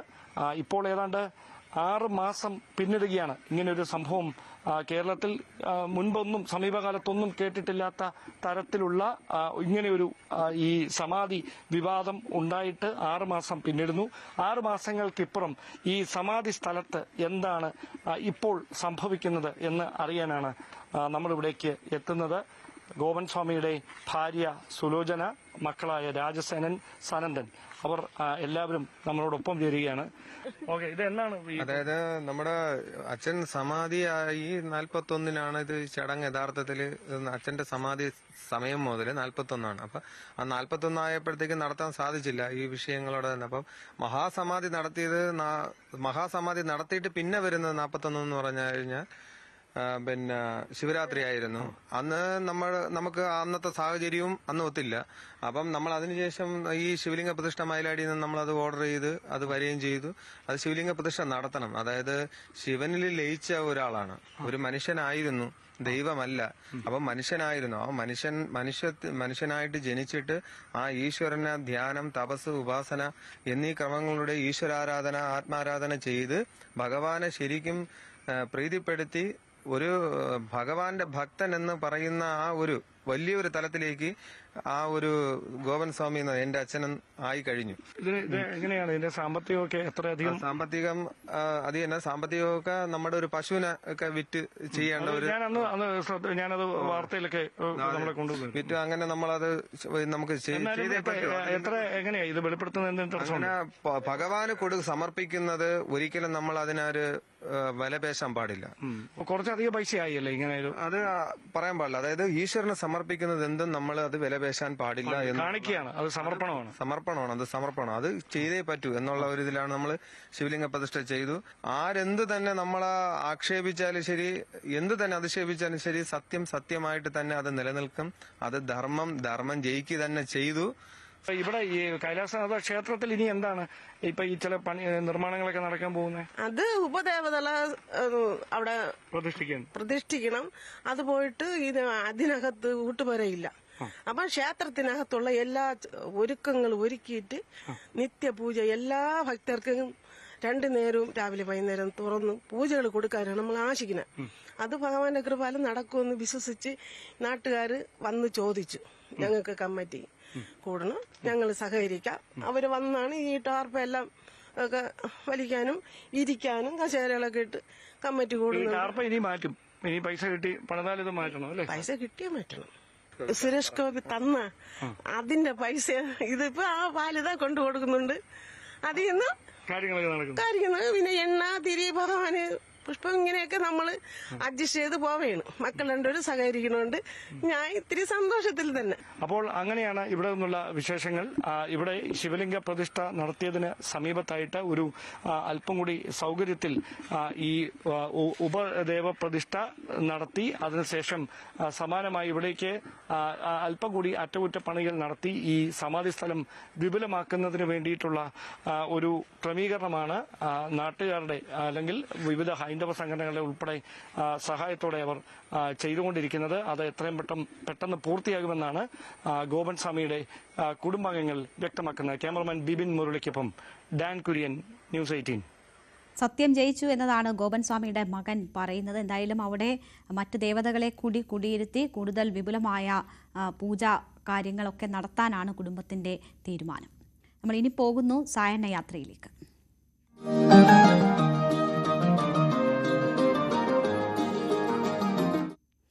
മലപ്പുറത്തെ ഏറ്റവും പ്രധാനപ്പെട്ട വിനോദസഞ്ചാര കേന്ദ്രമാണ് കോട്ടക്കുന്ന്. എന്നാൽ നമ്മളിപ്പോൾ കാണാൻ പോകുന്നത് കോട്ടക്കുന്നല്ല, അവിടേക്ക് പോകുന്ന വഴിയിലെ ചില കാഴ്ചകളാണ് കാണാൻ പോകുന്നത്. ഉപ്പും എരിവും മധുരവും ഒക്കെ നിറയുന്ന ഉപ്പിലങ്ങാടിയിലെ രസമുള്ള രുചിയുള്ള വിശേഷങ്ങൾ കാണാം.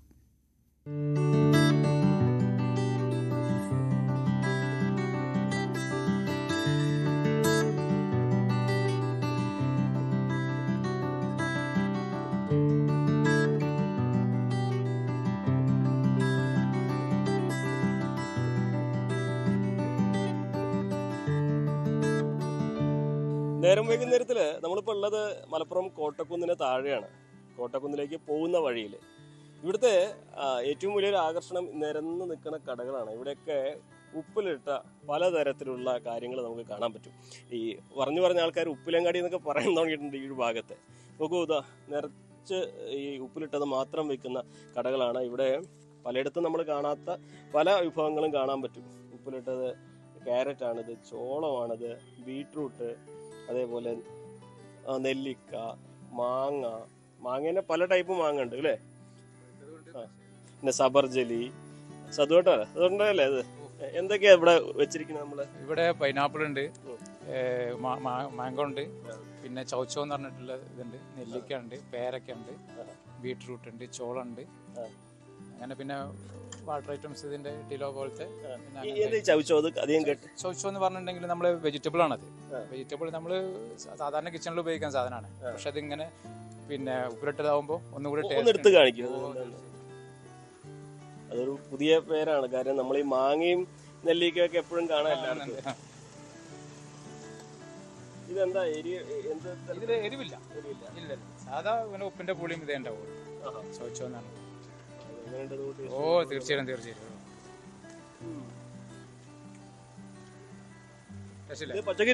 പിന്നെ എങ്ങനെ തിന്നാം? ഇത് നമ്മള് സാധാരണ കിച്ചണിക്ക് നമ്മള് ഉപ്പേരുണ്ടാക്കാൻ ഉപയോഗിക്കുന്ന സാധനമാണ്. പക്ഷെ നമ്മളത് ഇങ്ങനെ ഒരു വെറൈറ്റി ആക്കി നോക്കിയപ്പോ ഏറ്റവും മൂവിങ് ഉള്ളത് നല്ല മാംഗോ ആണ്.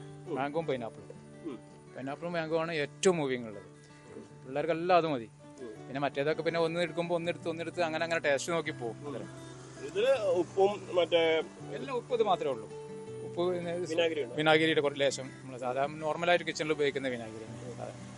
മസാല കൂട്ടി കഴിക്കും. മസാല പിന്നെ ഇവിടെ മസാല അതിനൊരു മുളകും എല്ലാം കൂട്ടി, പിന്നെ ഇഞ്ചി, വെളുത്തുള്ളി, കറിവേപ്പില, നമ്മളെ ചപ്പ്, മല്ലിച്ചപ്പ് എല്ലാം കൂടെ കൂട്ടിയിട്ടുള്ള ഇതാണ് കോമ്പിനേഷൻ. ഉറപ്പാണ്. അപ്പൊ ഇതിന്റെ ഒപ്പം വെള്ളം കുടിക്കുന്ന ഉറപ്പാണ്. അപ്പൊ ഒരു വെള്ളം പോകും നമുക്ക്. അപ്പൊ നമുക്ക് ആ കൂട്ടത്തില് 10 രൂപേന്റെ വെള്ളവും പോകും. അതന്നെ. പിന്നെ ഇനിയിപ്പോ സെറ്റാക്കി വരുന്നേ ഉള്ളൂ. കിച്ചൺ പരിപാടികൾ നമ്മള് തേങ്ങാച്ചോറ്, ബീഫ് പോലത്തെ ഉണ്ട്. പിന്നെ മലപ്പുറം ഐറ്റംസ്, പിന്നെ നമ്മളെ എണ്ണക്കടികള്, ചായ, ഹോർലിക്സ് പോലത്തെ എല്ലാ ഐറ്റംസും ഉണ്ട്. ഇതിപ്പോ ഞാൻ തുറന്നിട്ട് ഇപ്പൊ 3 ദിവസം ആയതുള്ളൂ. അപ്പൊ ഇനി നമുക്കൊരു 2-3 ദിവസം കൊണ്ട് എല്ലാം സെറ്റ് ചെയ്തിട്ട് ഈ ഉപ്പിലിട്ടതിന്റെ ഒരു നിര തന്നെയാണല്ലോ. നേരണ്ട്. അവരൊക്കെ പഴയ ആളുകളാണ്. ഞാൻ പുതിയ വന്നേ ഉള്ളൂ. ഒന്ന് പിടിച്ചു നോക്കാം. ചെലവാകുന്ന ഉറപ്പാണ്. കാരണം പിള്ളേർക്ക് ഇഷ്ടപ്പെട്ട സാധനമാണ്. കാരണം കെമിക്കൽ സാധനങ്ങളൊന്നും ഇല്ലാത്തതുകൊണ്ട് തന്നെ അവർക്ക് ഇഷ്ടമാണ്. ഉപ്പ് തന്നെയാണ് ഏറ്റവും കൂടുതൽ ഉപയോഗിക്കുന്നത്. പിന്നെ നമ്മൾ വേറെ ഒന്നും ആഡ് ചെയ്യുന്നില്ല. നമുക്ക് അപ്പുറത്തോട്ട് കാഴ്ച കണ്ടിട്ട് വരാം. തൊട്ടപ്പുറത്തുള്ള കടയിലും കാണാൻ പറ്റും. ഇവിടെ അവിടുത്തെ അതേ സാധനം, പക്ഷെ ഇവിടുത്തെ ഓർക്കപ്പുളിയാണോ കാക്കൂത്? ഇതെന്താ? ചതുരപ്പുളി. ചതുരപ്പുളി, അതേപോലെ ജാതിക്ക അല്ലേ? കുറച്ച് വ്യത്യാസമാണല്ലോ ചതുരപ്പുളിയും ജാതിക്കൊക്കെ. ചതുരപ്പുളി 5, ജാതിക്ക 5, മാങ്ങ 10, പൈനാപ്പിൾ 10. ഇതിപ്പോ ഒരുപാട് കട ഉണ്ടെങ്കിലും ഓരോ കടയിൽ എന്തെങ്കിലും സ്പെഷ്യൽ ഉണ്ടാവണ പോലെയാണല്ലോ അല്ലേ? ചിലയിടത്തൊക്കെ സ്പെഷ്യൽ ഉണ്ടാവും. എങ്ങനെ ഏറ്റവും അധികം ആൾക്കാർ ഏതാ വാങ്ങുന്നത്? മാങ്ങി തേനെല്ലിക്കൊക്കെ. അതെ. കുറെ കാലല്ലേ അവിടെ? ഞാൻ 26 കൊല്ലായി. കോട്ടക്കുന്ന് ഉഷാറായ ഭക്ഷണം ഉണ്ടാക്കി കടതാ. അപ്പൊ ആദ്യമൊക്കെ ഇത് ഇവിടെ മാത്രമേ ഉണ്ടായിരുന്നുള്ളൂ. പിന്നെ വഴങ്ങാണ് ഒരു ഈ സ്ട്രീറ്റ് മുഴുവൻ ഇത്ര ഉപ്പിട്ട കടയില്ലേ? ഉപ്പിലിട്ട കട എന്ന് പറഞ്ഞാൽ ഇവിടെ പ്രചാരമാവുള്ളൂ. ഉപ്പിലങ്ങാടി എന്നൊക്കെ പറയാം. അപ്പിലങ്ങാടി. ഇതില് ഈ മാങ്ങയൊക്കെ എല്ലാ കാലത്തും കിട്ടുമോ നമുക്ക്? എപ്പം കിട്ടും. എവിടുന്നാ കിട്ടുക? ഇവിടെ ഹോൾസെയിൽ കടയിൽ നിന്ന് കിട്ടും. എത്ര ദിവസം ഉപ്പിലിട്ട് വെക്കുന്നതൊക്കെ? അത് 3-4 ദിവസം കൊണ്ട് വിൽക്കണം. 3 ദിവസമായിട്ട് 4 ദിവസം കൂടുതൽ വെക്കാൻ പറ്റൂല. പക്ഷെ ഉണ്ടമാങ്ങ കുറെ വർഷങ്ങൾക്ക് നിൽക്കും. ഏറ്റവും മാങ്ങേനാണ് പോവാ അല്ലേ? മാങ്ങ ഒക്കെ തന്നെ. ഏറ്റവും അധികം ഇട്ട മധുരം തേനെല്ലിക്ക ആയിരിക്കും അല്ലേ? തേനെല്ലിക്ക കൂടുന്തോറും ദിവസം കൂടുന്തോറും ടേസ്റ്റ് കൂടും.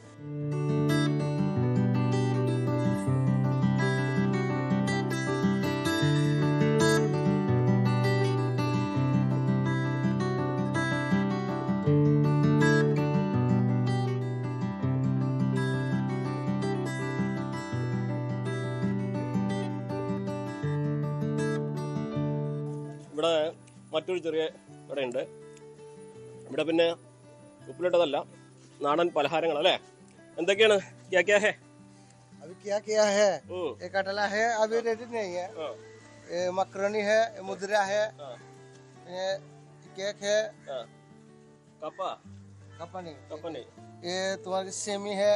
सेमिया. ये कटलेट है, चिकन चौकोबार है, बनाना रोल है, कटाई रोल है, पालके के. तो फुल वैरायटी है ना? फुल वैरायटी है. अभी फुल रेडी के टाइम 3 बजे पहले. शाम हो गए. शाम का फुल टाइम. ये तो वैरायटी है ना? पूरा वैरायटी. वैरायटी है. पूरा रेडी है. अभी ये मसाला रेडी नहीं है. मसाला 3 बजे पहले मसाला रेडी. ये क्या क्या आइटम ज्यादा बेचता है? Macaroni, chicken pakora, chicken mince pathiri, कारामुटा. ये क्या है? ഫുൾ റെഡി ആയി. ഇത് ഹെൽത്തി കൂടിയാണ് കേട്ടോ. അതും വേവിച്ച ഐറ്റംസ് ഒക്കെയാണ്. ഈ കടലയും ഇതൊക്കെ എന്ന് പറഞ്ഞാൽ എണ്ണ അധികം, മുതിരയൊക്കെ എണ്ണ അധികം ഒന്നും ഉപയോഗിക്കാത്ത പലഹാരങ്ങൾ പെട്ടതാണ്. അത് കുറച്ചുകൂടിയൊക്കെ ഹെൽത്തിയാണ്. എല്ലാം ഇഷ്ടപ്പെടുന്നവർക്കുള്ളതുകൊണ്ട് എന്നാലും ഹെൽത്തി ഐറ്റംസ് ഉണ്ട്. നമുക്ക് ഇവിടെ വേറെ കട കാണാം. ഇവിടെയുണ്ട് ഇഷ്ടംപോലെ ഉപ്പിലിട്ട പലഹാരങ്ങൾ. സംസാരിക്കാൻ വയ്യാത്ത കാക്കമാരൊക്കെ ഓടും. കുഴപ്പമില്ല. അപ്പുറത്ത് എടുത്തിട്ടുണ്ട്. ഇവിടെ 4-5 കടകളുണ്ട്. ഇവിടെയും കാണാം നമുക്ക് ഒരുപാട്. ചതുരപ്പുളി നേരത്തെ അവിടെ കണ്ട അതേപോലെയൊക്കെ തന്നെയാണ്. നിങ്ങളൊക്കെ സ്ഥിരം വരാറുണ്ടോ ഇവിടെയൊക്കെ? പിന്നെ ഡെയിലിയാണോ? അപ്പോ ഇതാണ് നമ്മൾ ഈ കോട്ടക്കുന്നിന്റെ വഴിയിൽ കാണുന്ന ഏറ്റവും പ്രധാനപ്പെട്ട ഒരു എന്താ പറയാ ബിസിനസ് സ്പോട്ട് എന്നൊക്കെ പറയാം. എന്നാൽ കുലിക്ക സർബത്തൊക്കെ ഉണ്ടാക്കുമോ? ഒന്നുമില്ല. എല്ലാം ഉണ്ട്. പക്ഷെ അവര് നമ്മള് സംസാരിക്കില്ല. എന്ത് വേണമെങ്കിലും അവരുണ്ടാക്കി തരും അല്ലേ? എന്താണ് സ്പെഷ്യല് ഇന്ന്? എല്ലാം ഉണ്ട്. അപ്പോൾ മലപ്പുറത്തേക്ക് വരുന്നവര്, കോട്ടക്കുന്നിലേക്ക് വൈകുന്നേരങ്ങൾ ആസ്വദിക്കാൻ പോകുന്നവരൊക്കെ ആദ്യം ഈ ഉപ്പിലങ്ങാടി വഴി പോവുക. ഇവിടെ നിരവധി ഉപ്പിലിട്ട സാധനങ്ങൾ വിൽക്കുന്ന കടകൾ കാണാം. ഇവിടെ നിങ്ങൾ ഇതുവരെ രുചിക്കാത്ത ഒരുപാട് വിഭവങ്ങൾ നിങ്ങൾക്ക് രുചിക്കാൻ സാധിക്കും. അത്രയേറെ. എന്താണ് ഇന്നെന്താ ഇവിടെ സ്പെഷ്യൽ എന്നിട്ട് എന്താ ഉള്ളത്? മറ്റു കടയിൽ നിന്നൊക്കെ വ്യത്യസ്തമായിട്ട് എല്ലാം സ്പെഷ്യലാണല്ലേ?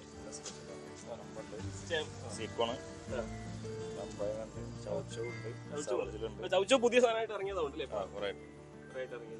ഏറ്റവും മൂവിങ് മാങ്ങ തന്നെ ആയിരിക്കും അല്ലേ? എല്ലാവർക്കും മാങ്ങയാണ്. ഇത് മുഴുവനായിട്ട് കൊടുക്കും അതൊക്കെ? ഇത് എന്ത് മാങ്ങയാ? ഇത് റുമാനിയാറ്. നമ്മളെടുത്ത് മുറിച്ച് കൊടുക്കും.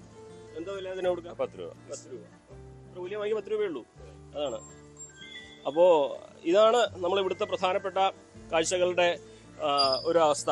നമുക്ക് കോട്ടക്കുന്നിലേക്ക് വരുന്നവരൊക്കെ ഇവിടെ വന്ന് ഇഷ്ടപ്പെട്ട ഉപ്പിലിട്ട സാധനങ്ങളൊക്കെ കഴിച്ച് അപ്പുറത്ത് മലപ്പുറത്തിൻ്റെ മാത്രമായിട്ടുള്ള വെറൈറ്റി ഫുഡുകളൊക്കെ രുചിച്ച് അങ്ങനെ ആസ്വദിച്ച് ആ സായാഹ്നം ചെലവഴിക്കുക. ഇതാണ് കോട്ടക്കുന്നിലെ വഴിയിലെ ഉപ്പിലങ്ങാടിയിലെ വൈകുന്നേരത്തെ കാഴ്ചകൾ. മലപ്പുറത്ത് നിന്നും CV അനുമോദ്, ന്യൂസ് 18. ഉപ്പിലങ്ങാടിയിലെ കാഴ്ചകൾ കണ്ടിട്ട് വായിൽ കപ്പലോടുന്നു എന്നൊക്കെ പറയുന്ന അവസ്ഥയിലാണ് ഞാൻ. എന്തായാലും കോട്ടക്കുന്നിൽ പോകുന്നവർ തീർച്ചയായും ട്രൈ ചെയ്യണം. നമുക്ക് മറ്റ് വിശേഷങ്ങളുമായി നാളെ കാണാം. ഇടവേളയ്ക്ക് ശേഷം ലൈവ് at 6 കാണാം.